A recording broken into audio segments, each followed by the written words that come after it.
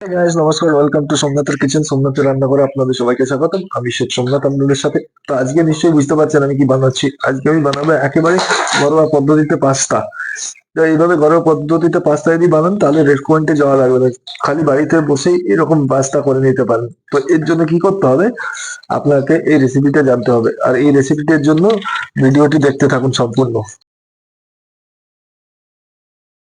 তো এখানে আমরা একটা প্যান নিয়ে নেবো এবং প্যানের মধ্যে 2 লিটারের মতো জল নিয়ে নেবো, কিংবা 1.5 লিটারের মতো আপনারা পাস্তা হিসাবে জলটা নিয়ে নেবেন। এবার জলটাকে ভালো করে গরম করে নেব এবং তার সাথে আমরা অ্যাড করে দেবো 1 চিপির মতো সাদা তেল। তাহলে কী হবে, পাস্তাটা জড়াবে না। তো যখন দেখবেন জলটা ফুটে এসেছে এরকম, তখন এর মধ্যে পাস্তাটা অ্যাড করে দেবেন। তো পাস্তাটা পুরোপুরি অ্যাড হয়ে গেলে পরে কিছুক্ষণ ওয়েট করবেন।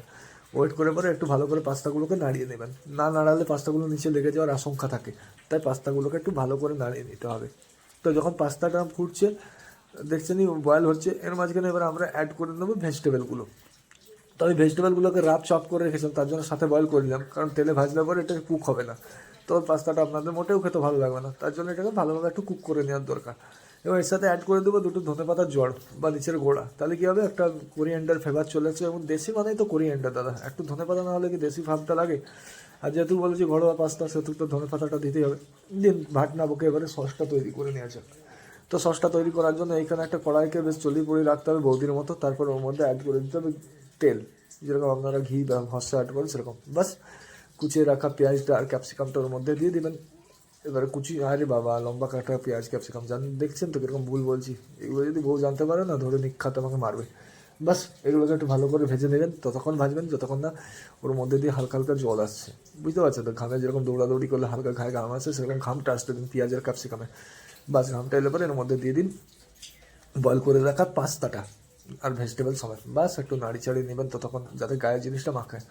কেন, বন্ধুর গায়ে হলুদ দেখি, হলুদটা না লাগিয়ে ছেড়ে দেন, সেরকম পেঁয়াজ ক্যাপসিকামটাকে এসব দিবেন। তাহলে কী হবে, গায়ে ভালোভাবে নাড়াচাড়া মাখা হয়ে যাবে। ব্যাস খেতে সেই যা লাগবে না। তবে পাস্তাটা কিন্তু হালকা হালকা ভাজা ভাজা হয়, নাহলে কীরকম একটা বয়েল বয়েল লাগবে, তখন মনে মনে ভাববেন সোমনাথ কী সব শিখিয়ে দিল। বাস এরপর মধ্যে দিয়ে দিন মশলাগুলো, একটু লঙ্কা গুঁড়ো ঝালের জন্য, একটু ধনে গুঁড়ো দিয়ে দিবেন মন ভালো রাখার জন্য, একটু জিরে গুঁড়ো দিয়ে দেবেন, ধনে গুঁড়ো যেহেতু দিয়েছেন সেই ফর্মালিটির জন্য। বাস তার মধ্যে অল্প পাস্তা মশলা দিয়ে দেবেন, 2-4টা কাঁচা লঙ্কা দিয়ে দেবেন, একটু দিয়ে দেবেন চিনি 2 দানা। বাস একটু দাঁড়াবেন, কিছু হাতের কাছে হাতের যখন খুঁজে পাবেন না, মনে পড়বে তখন দিবেন। হ্যাঁ মনে পড়েছে, নুনটা তো দিতে ভুলে গেছিলাম, যাক নুনটা দিলাম। এবার এর মধ্যে অ্যাড করে দেবো টমেটো কেচাপ। টমেটো কেচাপটা দিয়ে হয়ে গেলে পরে এর মধ্যে একটু দিয়ে দেবেন যমুনার জলের মতো কালো সয়া সস। সয়া সসটা না দিলে না পাস্তাটা জমবে না, আপনাদের তো আমি গ্যারান্টি দিয়েছি ঘরোয়া টেস্ট লাগবে। এবার যদি ভালো করে না দেখায় তাহলে তো আপনারাও রাগ করবেন। তার সাথে একটু ঝালের জন্য হালকা চিলি সস দিয়ে দেবেন। বাস উপরে একটু সুগন্ধের জন্য দিয়ে দেবেন ধনেপাতা। এটা তো সেন্টেন্স দিতে হবে। এবার এটাকে ভালো করে লাগাবেন, যেরকমভাবে ঘরের নতুন এশিয়ান পেন্ট লাগানো হয় বাড়িতে, ঠিক সেরকমভাবে, কোনো কিন্তু খুঁত রাখবেন না। আর লাগানোর সাথে কিন্তু ফ্লেমটা একটু হাই রাখবেন, নাহলে কী হবে, সসটা ভাজা হবে না, কাঁচা সসের গন্ধ ছাড়বে। তখন বলবেন কীরকম রেসিপি দেখিয়েছে যে আমাদের সসের গন্ধ ছাড়ছে। বাস এইভাবে নাড়াচাড়া করবেন 5-6 মিনিট ধরে।